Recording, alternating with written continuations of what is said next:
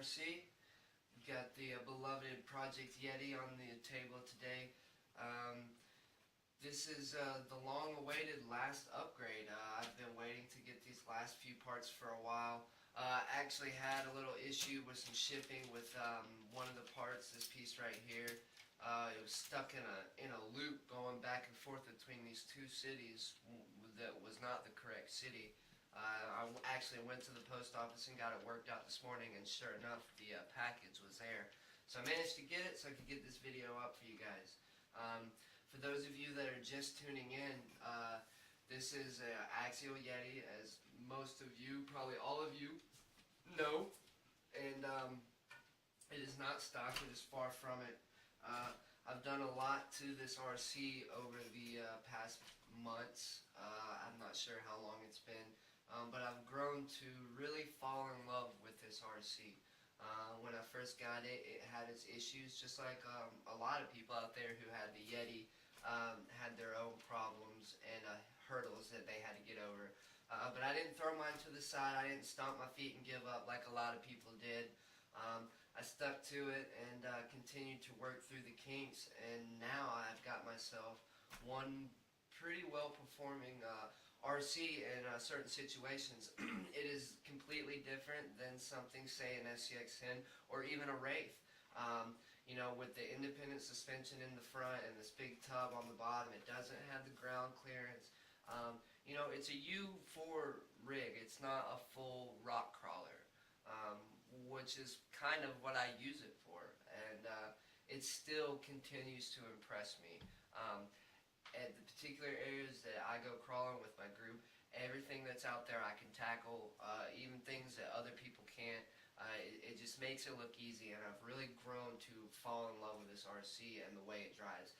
And I think is what I like about it is how it is different than an SCX10, and it switches it up, and you have to drive it completely different.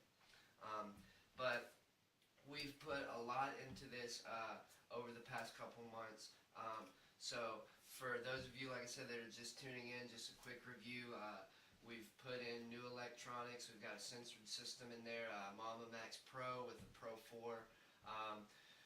Titanium links all around, aluminum trailing arms. We've got MIP drive shaft in the rear. I still am running the stock center shaft. Hardened universals in the front. We've got a Curry axle in the rear with a hardened underdrive gear and a hardened heavy-duty stock gear in the front. The shock setup is pretty much stock. We've got the stock weight in there. In the front, I put on longer 90mm springs that came off a stock Wraith spring. They worked at first, but as upgrades have gotten put onto this vehicle and it's added a little more weight to it, it's a little soft now. So I'm going to be using the same 90mm springs, which is a longer spring than the stock Yeti front. So it helps raise that front end up. And I have a soft on there now, so it raised the front end up. It kept it really soft. But now it's a little too soft. So I'm going to put a stiffer 90mm on there, maybe a medium or even a firm, and help raise that front end up. The rear doesn't need anything too crazy. I'm going to keep the stock length and just bump it up one stiffness and see how that does me. Moving on to some other upgrades which added the weight, you know, the Curry being one as well in the front to help counteract that weight and just stiffen up that front end and the rigidity of it. Just last week or last update video, I purchased a GPM aluminum bulkhead for the front for the XO. They share the same front end, so it bolted right up, no problems. I was very impressed with the quality. I was a little concerned at first, being a brand or a product that I haven't heard much about, I'm not familiar with, but I was very impressed with the quality. Everything fit with no problems. The screws were tapped just fine. I was really pleased. So that was a good upgrade and a good purchase, and I recommend it. Also running RPM A-arms on the front. Just a preference thing. RPM has proven themselves to be a killer product. Good plastic compounds, and you know, they just don't break. And so I chose to run those on mine. Originally I was going to run them flipped upside down to gain a little bit more clearance, but for the clearance you gain, it's not worth it because you have to shave off your little hub carrier here to make it clear and work, and it weakens that. And we found that when riding after doing that modification, that point always seemed to break. So I decided not to do it, and we stopped doing it on other group members' Yetis. So I don't recommend that if you're thinking about doing that, because for what it's worth, you can throw the longer springs on there and get that front end up just as well. A couple other things that have been done to this, just real quickly before we move on. It's got a Savix 1230 SG servo in there. It's a 500-ounce servo. It was a tight fit, but it was able to fit. So at first I was scared that it wasn't going to fit, but I know a lot of other guys are also running this, so it does fit and it does work well. It's plenty strong. The issues that I was having with my Yeti mainly were the steering, and that fixed it right up, along with the VP aluminum shears and steering rack, as well as a GPM aluminum servo saver. So I have seen an instance where these little ears break off this servo saver. Knock on wood, I haven't experienced that yet, and hopefully I don't. So I'm just going to be easy on it and hope for the best. And that's really it in a nutshell that has been done to it. It's also, obviously, it's got the Carter Fab inner panels, which brings the cage on the outside. I've also just recently put some decals on it for the first time. Just some real subtle things to keep it clean, but also not so plain. And that's really about it. I'm sure there's some things that I'm forgetting, but that's with every build.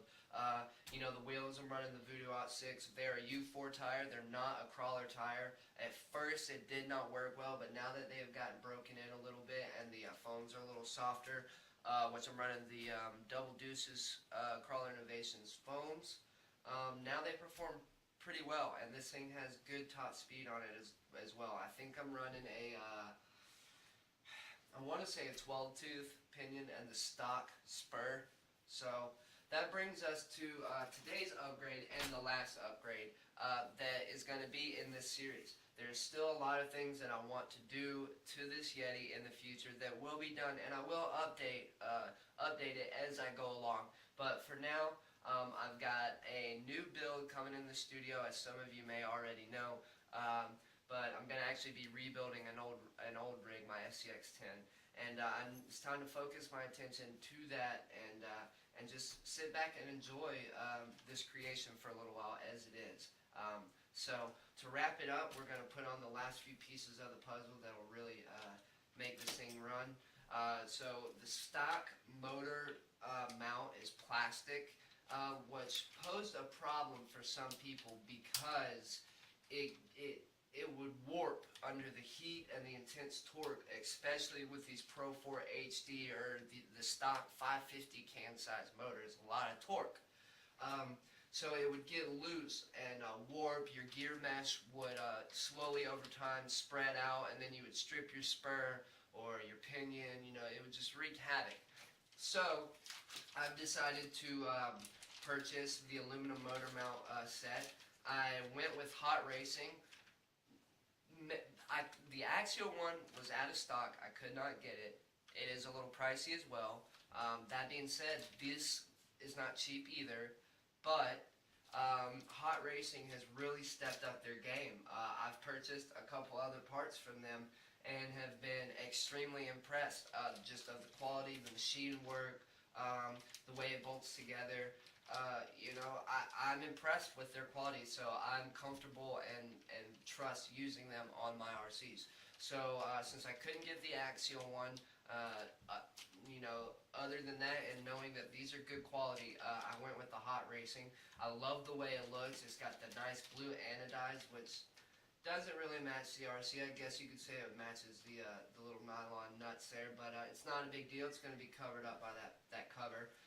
But the motor mount is just a beautiful, beautiful machined piece. It's got these beveled edges here that are, where they have it anodized, where you can see some aluminum coming through it. It looks really good, and it's been cut down to minimize on weight. On the actual motor mount here, you've got little red heat sinks, which I believe can be removed. So I'm just impressed, and I'm excited to get this on to eliminate that flex. One other thing, I already opened it, is a Gen 3 Robinson Racing Slipper unit. You know, I know Robinson Racing is a good product. I trust them, so that's part of the reason why I picked this this particular slipper up.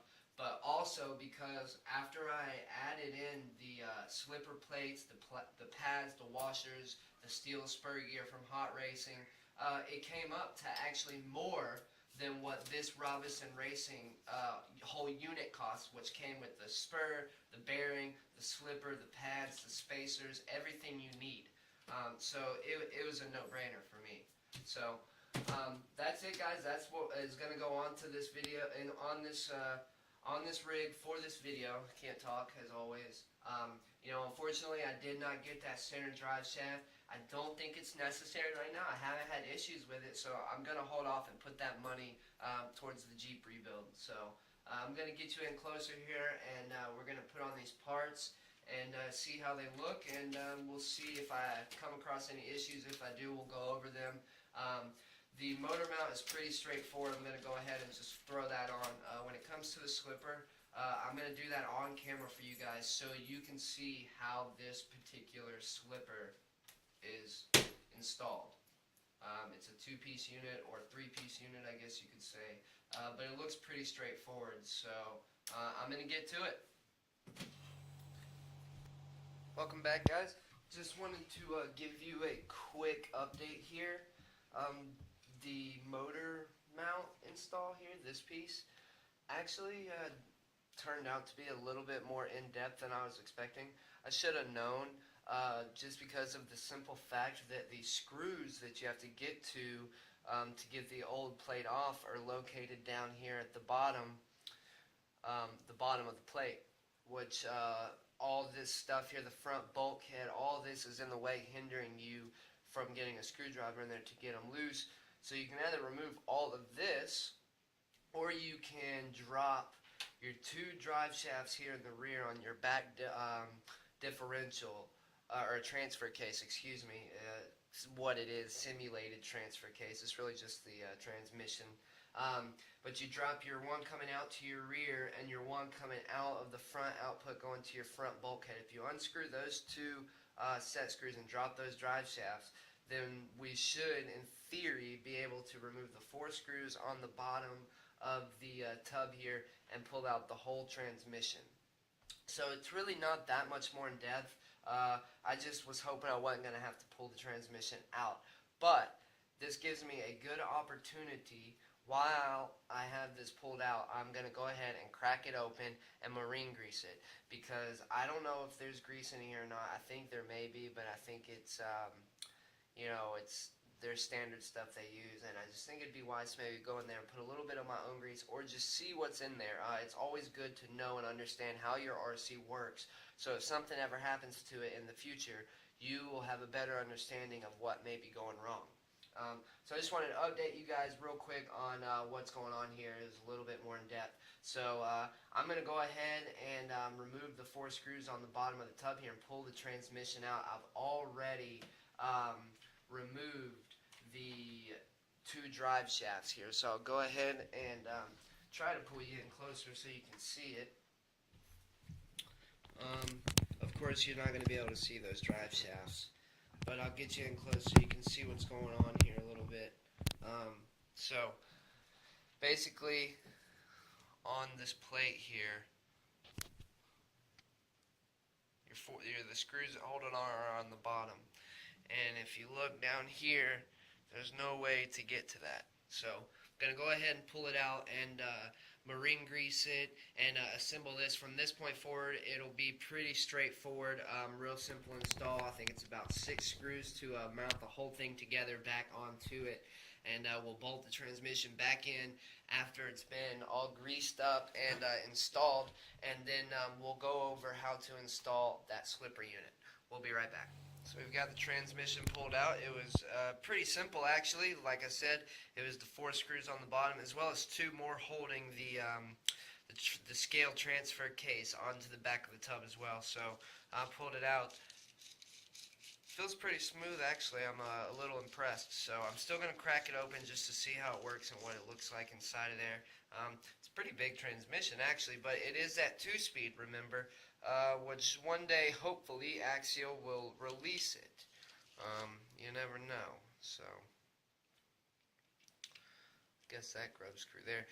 Something to note that I just realized here, when you're removing the front output shaft here, you actually don't even need to remove that grub screw, because the grub screw holds the cup on, not the shaft.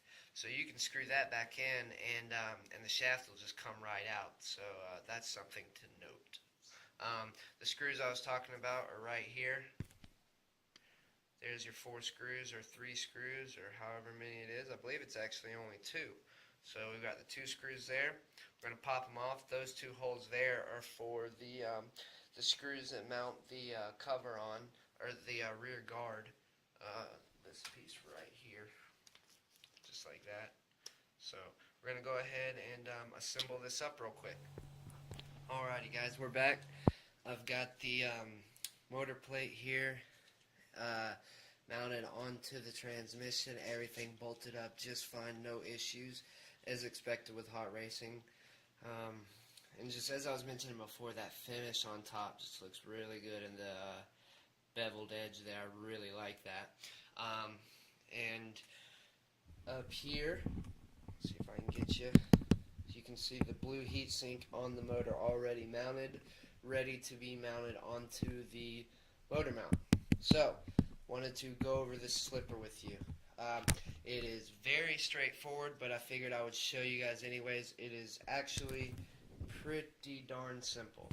So, I'm going to wrap this up real quick so you guys can get on with your day and install yours onto your Yeti. Came with this little instruction sheet, really straightforward. It showed you, it listed out exactly how to do it, and even listed it in order, showed the direction of the spacers, everything. So I'm going to walk through it with you on camera. I've got it laid out here. First thing you need to put on all the way down to the last thing, to your spring and your nylon lock nut at the end there. So we've got our normal transmission with the motor mount. This thing here is going to be called your steel stabilizer hub. You want to put it with the pointy end, or the rounded end here, going into this hole, so it'll mount flush into there. The shaft has a flat spot on it, so you're going to have to line that up with that, so in order to get it to slide down there, it'll fit in there just like so. Alrighty, there you go. Next is going to be the hex plate, as well as the slipper pad, which is this right here. You've got your single slipper pad. It looks like a brake pad of sorts, pretty much is what it is. So this also has to slide onto the flat spot, and there you go. Just like that, no binding. Everything's mounting up, sounds good. Okay, next is going to be your spur gear with the 7x13 millimeter bearing. It's included with it. A couple things to note here that is very, very important. I hope you guys watched up to this point. If you didn't, you're going to be stripping out pinion gears left and right. This is a steel spur gear, which I believe it actually says it is hardened steel, so I don't know about that. But when using a steel spur gear, it is very important to purchase and use a hardened steel pinion gear. Otherwise, your steel spur will eat up that pinion gear. But if you're running the hardened steel then on the pinion, then you should be safe. So that's something to take note of. Moving on, I've got the spur, as well as the bearing. I'm spinning it. Everything sounds good. No binding whatsoever. So that's it. Another thing to note here, moving on to the washers. These are called cone washers. If you look very closely, you probably won't see it on camera, but they're bent a certain way. Convex, concave, whatever you want to call it. And you want to point the rounded end, the high end, going up. So you double stack your 2 washers, high end up, followed by your spring, and then last but not least, your nut. Now, when tightening this down, they recommend to tighten the coil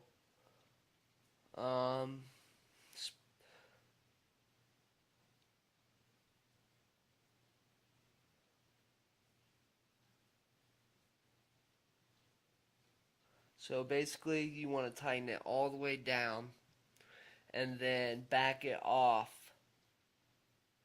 a quarter of a turn to an eighth of a turn.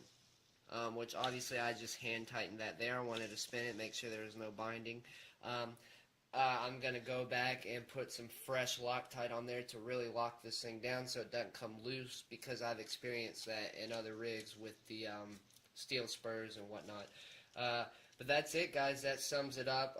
This is a great upgrade for your Yeti, especially if you're running a powerful motor. You know, they come stock already with that 550 can, and if say you put a Pro 4 HD or something in it like I did, and you're going to really be putting that power down, then you want to have a setup that can handle it, and this right here can definitely handle it. It bolted up, no issues, just like the hot racing motor mounts. So I'm going to get this thing back into the rig, and we'll be right back. Welcome back, guys. We're done with the Project Yeti Update 5 and Project Yeti all in all together for a long while. As I mentioned before, it's time to focus my energy on a couple other projects coming up this new year, 2015. And, you know, this rig's pretty solid and pretty well built and ready to keep me entertained while I focus on those other builds. The install today of the motor mounts and Gen 3 Slupper all went really smooth. I had no hiccups whatsoever. I was really impressed and pleased with the product and the way it installed. So, want to apologize first of all for the lighting. I notice it's a little dark. I'm in the process of upgrading some editing and filming equipment, and it's been a slow process. It's not cheap, so you guys are just going to have to bear with me. It's part of the reason why I haven't been doing a bunch of videos. Moving on to the Yeti, I wanted to give you guys some part numbers real quick and just wrap this up here. You know, I mentioned in the beginning of the video, I know this has kind of turned into a long video, but this is the last update of Project Yeti for a while. I still plan to do some things to it, but that's down the road.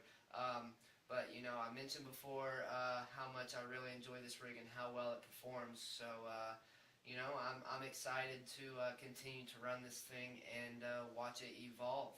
Hopefully I'll get lots of running videos in the future for you guys when I do start filming again. But until then, you know, this will be it for Project Yeti for now. I hope you guys enjoyed watching the build as much as I enjoyed building it. And there'll be much more and many more builds like this to come in the future for Springfield Custom RC and KKRC Productions. So before I wrap this up, just quick part numbers here for you guys, like I do in all my videos. So for the Robinson's Racing Gen 3 Slipper unit, you've got 1564 Axial Gen 3 unit, 64 tooth black steel 32 pitch spur. I believe the part number is the 1564. So there's the picture. There's the barcode number. If I'm wrong, you guys can pause it and take that, and that'll definitely get you the part. So that's the Robinson Racing Slipper. This here is the blue heatsink motor plate from Hot Racing, YET1806 Yet. So that's the blue heatsink portion of the motor mount. This next one here is the physical black motor mount itself, aluminum center motor gear mount Yeti, YET38A01. So there you go, folks. That's it. I really hope you guys enjoyed the build, and until next time, that's it. We'll see you then.